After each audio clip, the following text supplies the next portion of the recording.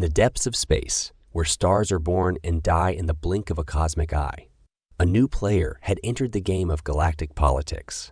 They called themselves humans, hailing from a blue-green world named Earth, a term our translators struggled with before settling on unknown land.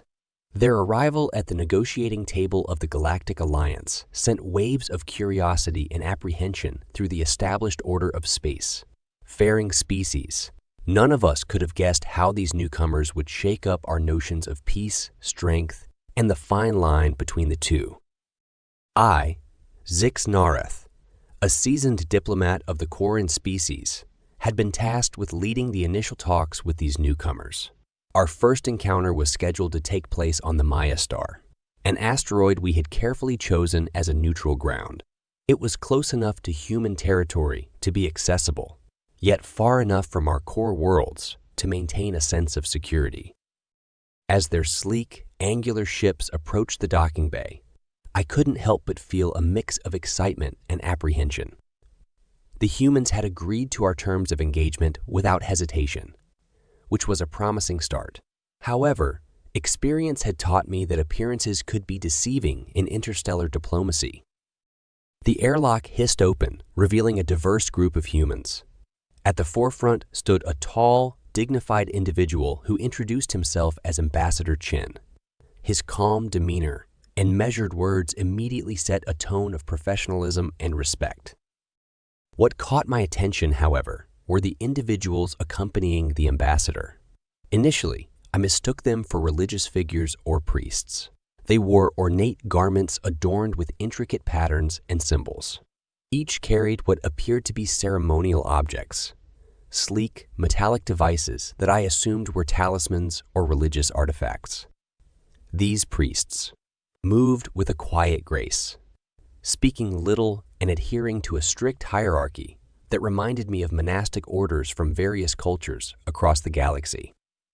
Among them, a high-ranking female stood out. The ambassador frequently turned to her for counsel, addressing her as Commander Rise. This intrigued me, as it suggested a blending of military and spiritual roles that was uncommon in most spacefaring civilizations we had encountered. As we began our talks, I was impressed by the humans' thoughtfulness and caution. They asked insightful questions about our alliance, its member species, and the general state of galactic affairs. Ambassador Chen, in particular, displayed a keen interest in our history of conflict resolution and peacekeeping efforts. "We come seeking friendship and mutual understanding," Chen explained.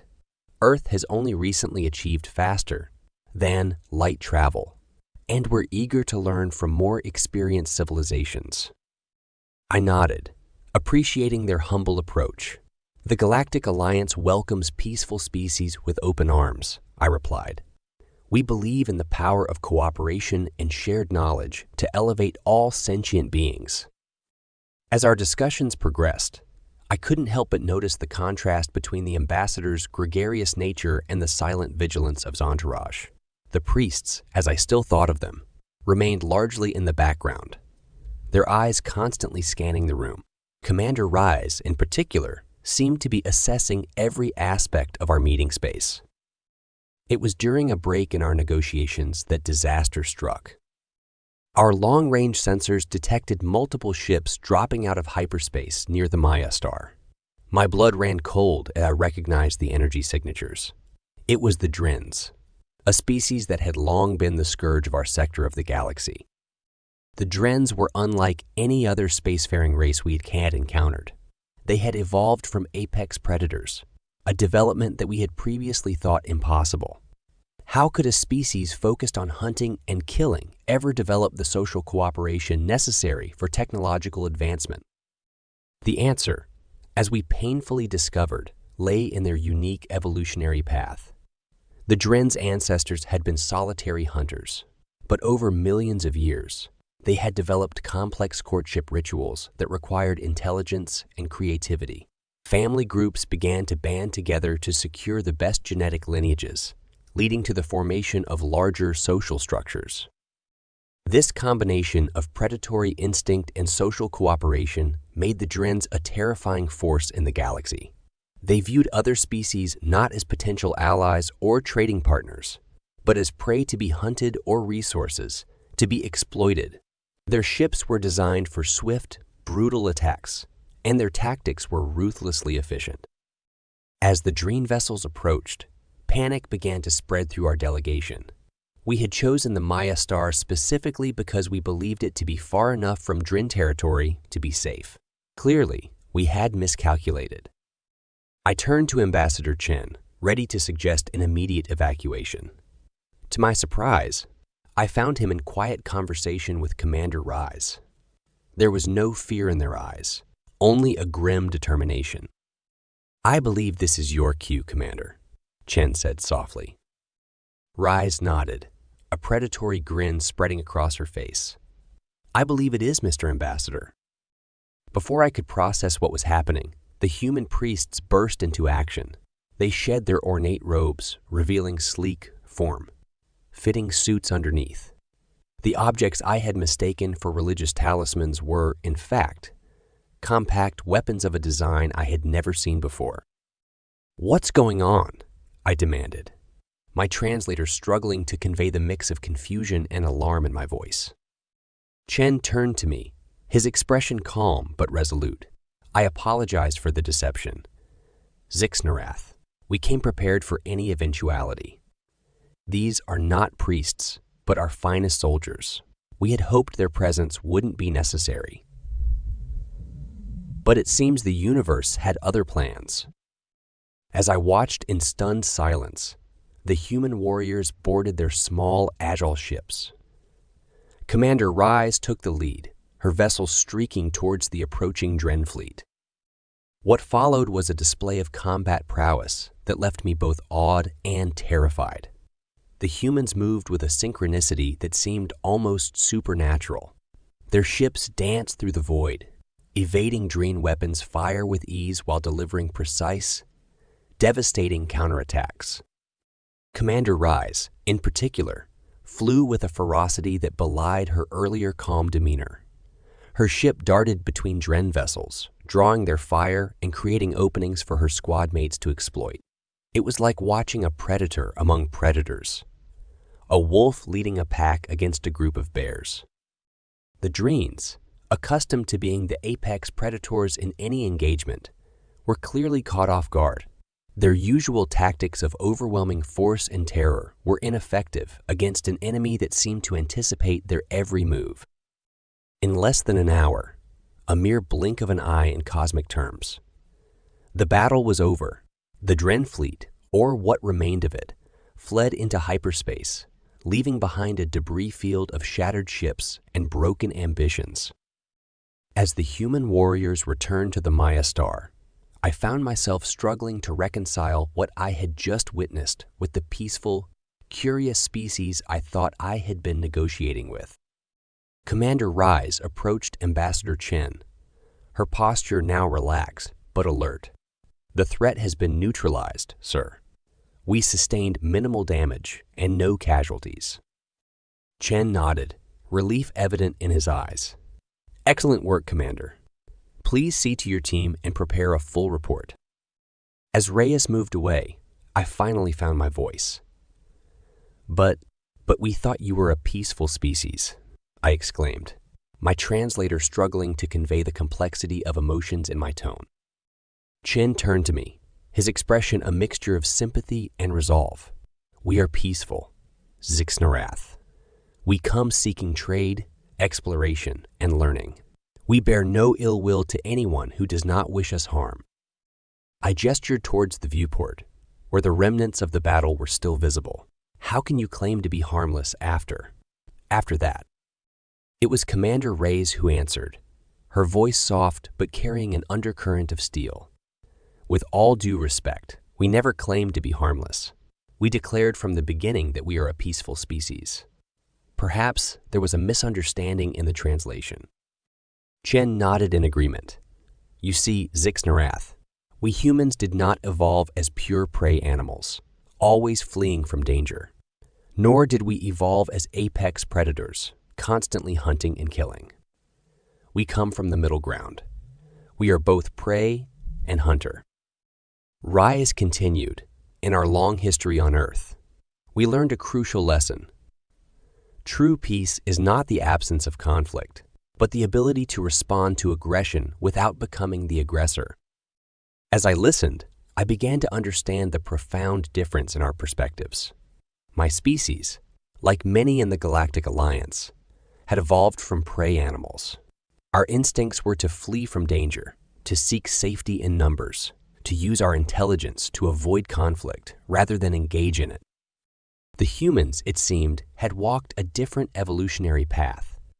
They had faced predators, become predators themselves, and then transcended both roles to create something new. You mistook us for harmless, Chen explained gently, when in reality, we are capable of great harm. The difference is that we choose to respond with peace whenever possible. We fight only when necessary, and always with the goal of restoring peace. As the implications of this sank in, I realized that the Galactic Alliance had just gained a powerful new ally. The humans were not the simple, harmless species we had initially assumed them to be. They were complex, capable of both great kindness and terrible violence, and they had chosen to walk the path of peace despite, or perhaps because of, their capacity for war.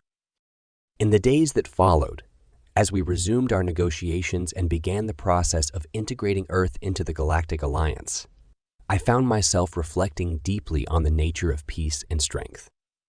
The humans shared more of their history with us, tales of terrible wars and remarkable reconciliations, of a species that had stood on the brink of self-destruction multiple times, but had always pulled back, learning and growing from each near catastrophe. They told us of their philosophies of peace through strength, of the warrior, scholars who had shaped their approach to interstellar relations. We learned of Sun Tzu, who taught that the supreme art of war was to subdue the enemy without fighting, and of Martin Luther King Jr., who preached nonviolent resistance in the face of oppression. As I got to know individual humans better, I was struck by their complexity. The same Commander Rise, who had led the charge against the Drins, was also a talented artist, creating beautiful sculptures in her free time. Ambassador Chen, for all his diplomatic skills, was also a formidable martial artist, practicing ancient forms of combat as a form of moving meditation. The Galactic Alliance had to adapt quickly to the presence of this new species. The humans' unique blend of peaceful intentions and martial capability forced us to reconsider many of our assumptions about interstellar relations and conflict resolution. Some members of the Alliance were wary, fearing that the humans might be a destabilizing influence. Others, particularly those who had suffered under Dren aggression, welcomed them enthusiastically, seeing them as potential protectors. For my part, I found myself increasingly fascinated by human culture and philosophy, their ability to hold seemingly contradictory ideas in balance, to be both warriors and peacemakers, both scientists and poets, challenged and expanded my understanding of what it meant to be a sentient being in this vast, often dangerous universe. As the years passed, the humans proved to be valuable members of the Galactic Alliance. Their ships patrolled our borders, not as conquerors, but as guardians. Their diplomats worked tirelessly to resolve conflicts between member species, always seeking peaceful solutions, but ready to back up their words with action if necessary.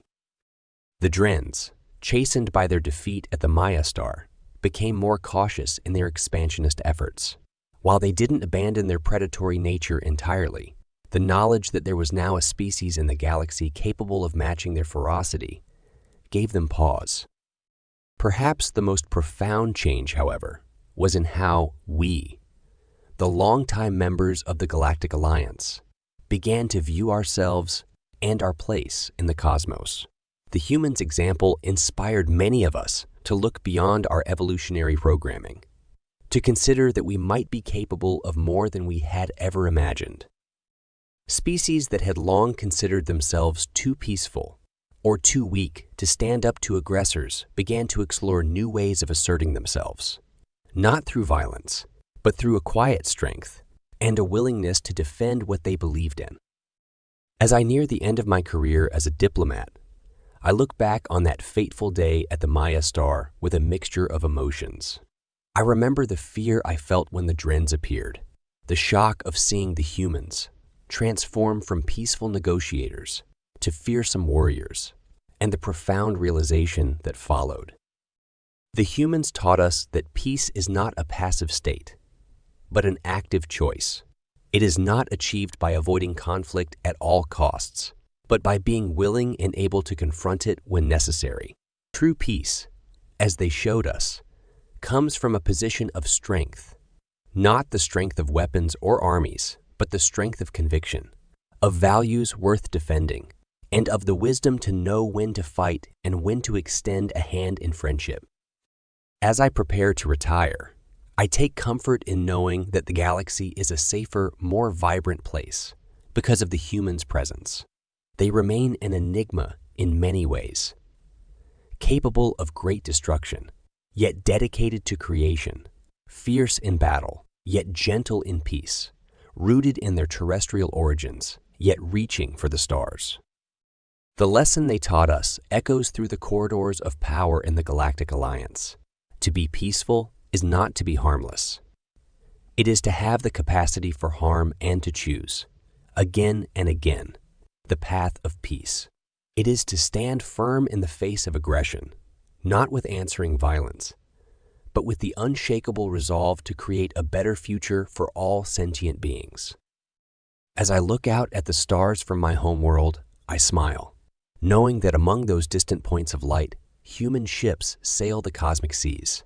They go not as conquerors or predators, but as explorers and peacekeepers, ready to extend a hand in friendship or raise a shield in defense. The galaxy is a dangerous place, full of wonders and terrors beyond imagining. But with the humans as our allies, I believe we are better equipped than ever to face whatever challenges await us. For they have shown us that true strength lies not in the ability to destroy, but in the choice to protect, to nurture, and to grow. In the end, that is the legacy of humanity in the stars, not as harbingers of war, but as champions of a peace that is strong, active, and enduring. And for that, all of us in the Galactic Alliance can be thankful.